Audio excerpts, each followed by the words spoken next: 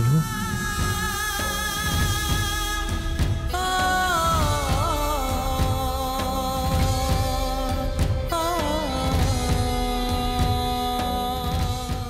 আলো তুমি কি করেছো?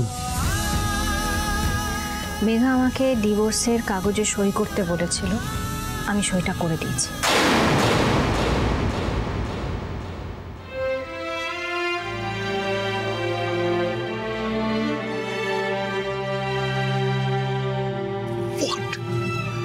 হোয়াট?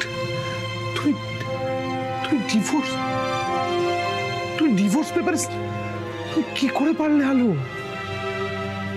কি জন্য করলে এটা? তোমার বিনিময়ে।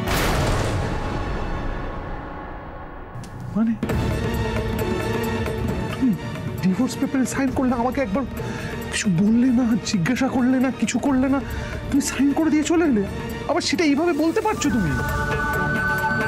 এত সহজে তুমি আমাকে মিথ্যেটা বলতে পারলে, আর এত সহজে আমি তোমাকে সত্যিটা বলতে পারবো না?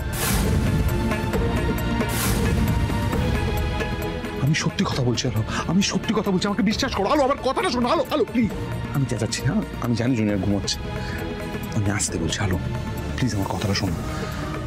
আমি মেঘাকে ভালোবাসতাম, মেঘার সাথে সংসার করতে চেয়েছিলাম, মেঘাকে বিয়ে করতে চেয়েছিলাম, কিন্তু তারপরে কিছু ওয়ার্কআউট করেনি আলো। তোমার সাথে বিয়ে আগে এগুলো, তারপর তোমাকে বিয়ের পর আমি তোমাকেই ভালোবাসি, তোমাকে ছাড়া আমি অন্য কারোর কথা ভাবিনি কখনো আলো, বিশ্বাস করো। ঈশ্বর, ওর এই কথাগুলো আমি বিশ্বাস করতে চাই, পারছি না, কিছুতেই পারছি না। হ্যালো, এই হ্যালো, আমার কথাটা শোনো না, আমি ডিভোর্স পেপারে সাইন করবো না আলো, ডিভোর্স পেপারে আমি সাইন করব না,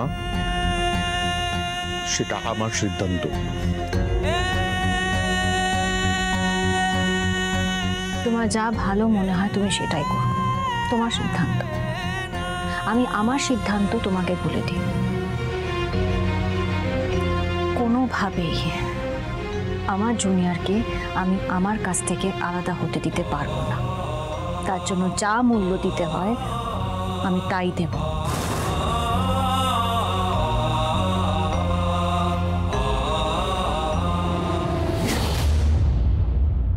আচ্ছা, কোনো হিন্ট দিতে পারবেন?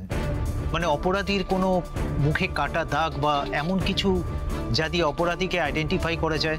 আসলে তখন তো ওর মুখ ঢাকা ছিল, আর ওই যা পরিস্থিতি হয়েছিল সেই সময় দেখার কথা মাথাতেও আসেনি। আমি জাস্ট বুঝতে পারছি না, আপনি একটু আর্জেন্টলি ব্যাপারটা দেখুন। দিনে দুপুরে এরকম বাড়িতে লোক এসে বাচ্চা কিডন্যাপ করে নিয়ে চলে যাচ্ছে, মানে আমি জাস্ট ভাবতে পারছি না। এই অবস্থা এখানকার ল অ্যান্ড অর্ডারের, এই অবস্থা। ম্যাডাম, আমি আপনার মনের অবস্থাটা বুঝতে পারছি, আপনি চিন্তা করবেন না।